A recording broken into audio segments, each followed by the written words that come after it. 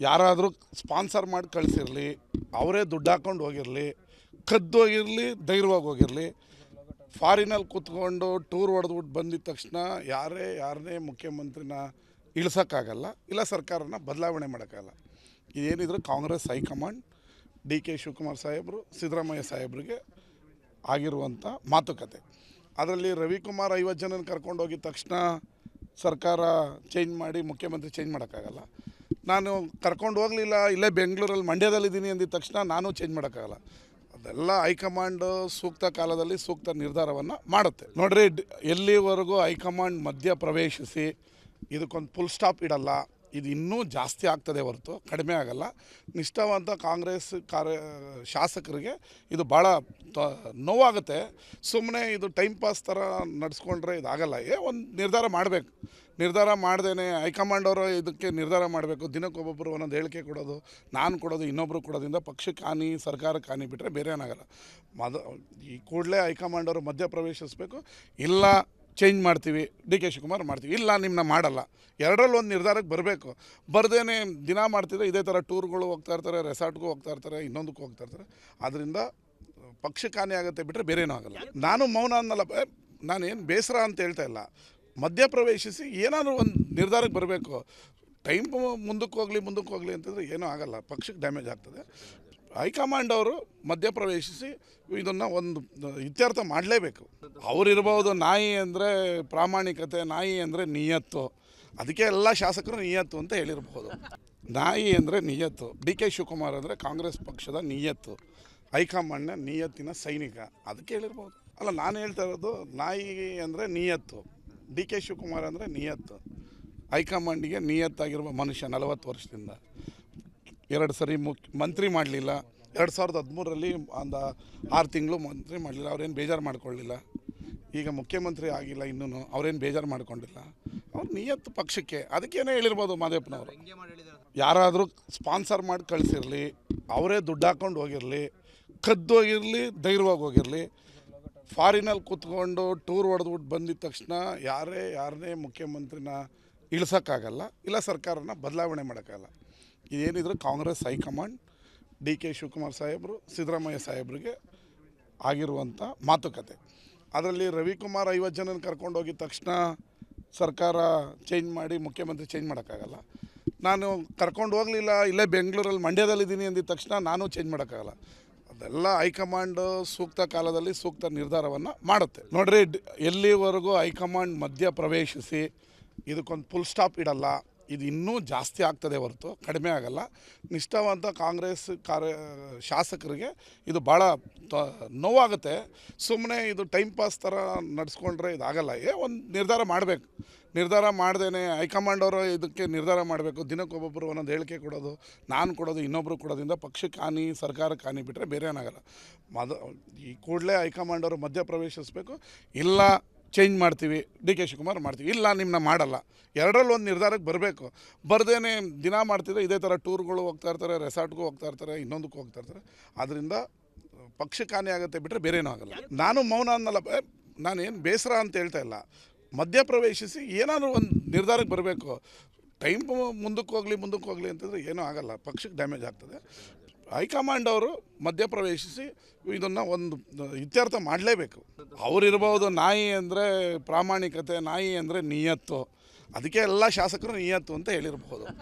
ನಾಯಿ ಅಂದರೆ ನಿಯತ್ತು, ಡಿ ಕೆ ಶಿವಕುಮಾರ್ ಅಂದರೆ ಕಾಂಗ್ರೆಸ್ ಪಕ್ಷದ ನಿಯತ್ತು, ಹೈಕಮಾಂಡ್ನ ನಿಯತ್ತಿನ ಸೈನಿಕ, ಅದಕ್ಕೆ ಹೇಳಿರ್ಬೋದು. ಅಲ್ಲ, ನಾನು ಹೇಳ್ತಾ ಇರೋದು ನಾಯಿ ಅಂದರೆ ನಿಯತ್ತು, ಡಿ ಕೆ ಶಿವಕುಮಾರ್ ಅಂದರೆ ನಿಯತ್ತು, ಹೈಕಮಾಂಡಿಗೆ ನಿಯತ್ತಾಗಿರುವ ಮನುಷ್ಯ. 40 ವರ್ಷದಿಂದ 2 ಸರಿ ಮಂತ್ರಿ ಮಾಡಲಿಲ್ಲ. 2013ರಲ್ಲಿ ಒಂದು 6 ತಿಂಗಳು ಮಂತ್ರಿ ಮಾಡಲಿಲ್ಲ, ಅವ್ರೇನು ಬೇಜಾರು ಮಾಡ್ಕೊಳ್ಳಿಲ್ಲ. ಈಗ ಮುಖ್ಯಮಂತ್ರಿ ಆಗಿಲ್ಲ, ಇನ್ನೂ ಅವ್ರೇನು ಬೇಜಾರು ಮಾಡ್ಕೊಂಡಿಲ್ಲ. ಅವ್ರು ನಿಯತ್ತು ಪಕ್ಷಕ್ಕೆ, ಅದಕ್ಕೇನೇ ಹೇಳಿರ್ಬೋದು ಮಾದೇಪ್ಪನವರು. ಯಾರಾದರೂ ಸ್ಪಾನ್ಸರ್ ಮಾಡಿ ಕಳಿಸಿರಲಿ, ಅವರೇ ದುಡ್ಡು ಹಾಕ್ಕೊಂಡು ಹೋಗಿರಲಿ, ಕದ್ದೋಗಿರಲಿ, ಧೈರ್ಯವಾಗಿ ಹೋಗಿರಲಿ, ಫಾರಿನಲ್ಲಿ ಕೂತ್ಕೊಂಡು ಟೂರ್ ಹೊಡೆದ್ಬಿಟ್ಟು ಬಂದಿದ ತಕ್ಷಣ ಯಾರನ್ನೇ ಮುಖ್ಯಮಂತ್ರಿನ ಇಳಿಸೋಕ್ಕಾಗಲ್ಲ, ಇಲ್ಲ ಸರ್ಕಾರನ ಬದಲಾವಣೆ ಮಾಡೋಕ್ಕಾಗಲ್ಲ.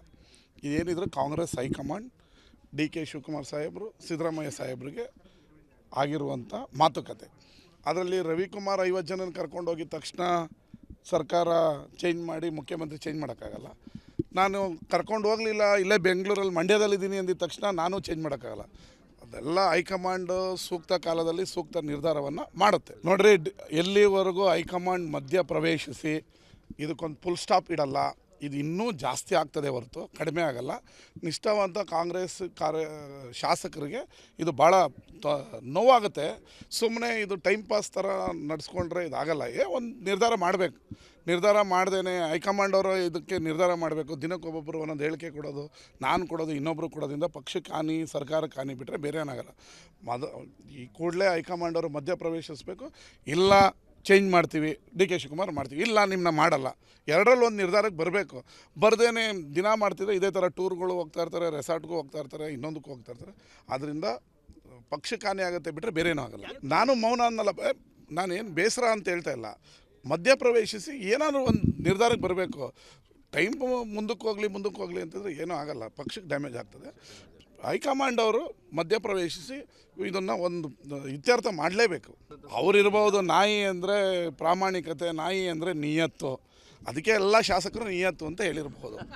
ನಾಯಿ ಅಂದರೆ ನಿಯತ್ತು, ಡಿ ಕೆ ಶಿವಕುಮಾರ್ ಅಂದರೆ ಕಾಂಗ್ರೆಸ್ ಪಕ್ಷದ ನಿಯತ್ತು, ಹೈಕಮಾಂಡ್ನ ನಿಯತ್ತಿನ ಸೈನಿಕ, ಅದಕ್ಕೆ ಹೇಳಿರ್ಬೋದು. ಅಲ್ಲ, ನಾನು ಹೇಳ್ತಾ ಇರೋದು ನಾಯಿ ಅಂದರೆ ನಿಯತ್ತು, ಡಿ ಕೆ ಶಿವಕುಮಾರ್ ಅಂದರೆ ನಿಯತ್ತು, ಹೈಕಮಾಂಡಿಗೆ ನಿಯತ್ತಾಗಿರುವ ಮನುಷ್ಯ. 40 ವರ್ಷದಿಂದ 2 ಸರಿ ಮಂತ್ರಿ ಮಾಡಲಿಲ್ಲ.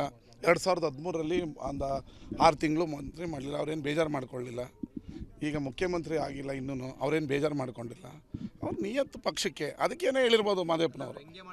ಯಾರಾದರೂ ಸ್ಪಾನ್ಸರ್ ಮಾಡಿ ಕಳಿಸಿರಲಿ, ಅವರೇ ದುಡ್ಡು ಹಾಕ್ಕೊಂಡು ಹೋಗಿರಲಿ, ಕದ್ದೋಗಿರಲಿ, ಧೈರ್ಯವಾಗಿ ಹೋಗಿರಲಿ, ಫಾರಿನಲ್ಲಿ ಕೂತ್ಕೊಂಡು ಟೂರ್ ಹೊಡೆದ್ಬಿಟ್ಟು ಬಂದಿದ ತಕ್ಷಣ ಯಾರನ್ನೇ ಮುಖ್ಯಮಂತ್ರಿನ ಇಳಿಸೋಕ್ಕಾಗಲ್ಲ, ಇಲ್ಲ ಸರ್ಕಾರನ ಬದಲಾವಣೆ ಮಾಡೋಕ್ಕಾಗಲ್ಲ. ಇದೇನಿದ್ರು ಕಾಂಗ್ರೆಸ್ ಹೈಕಮಾಂಡ್, ಡಿ ಕೆ ಶಿವಕುಮಾರ್ ಸಾಹೇಬರು, ಸಿದ್ದರಾಮಯ್ಯ ಸಾಹೇಬ್ರಿಗೆ ಆಗಿರುವಂಥ ಮಾತುಕತೆ. ಅದರಲ್ಲಿ ರವಿಕುಮಾರ್ 50 ಜನನ ಕರ್ಕೊಂಡು ಹೋಗಿದ ತಕ್ಷಣ ಸರ್ಕಾರ ಚೇಂಜ್ ಮಾಡಿ ಮುಖ್ಯಮಂತ್ರಿ ಚೇಂಜ್ ಮಾಡೋಕ್ಕಾಗಲ್ಲ.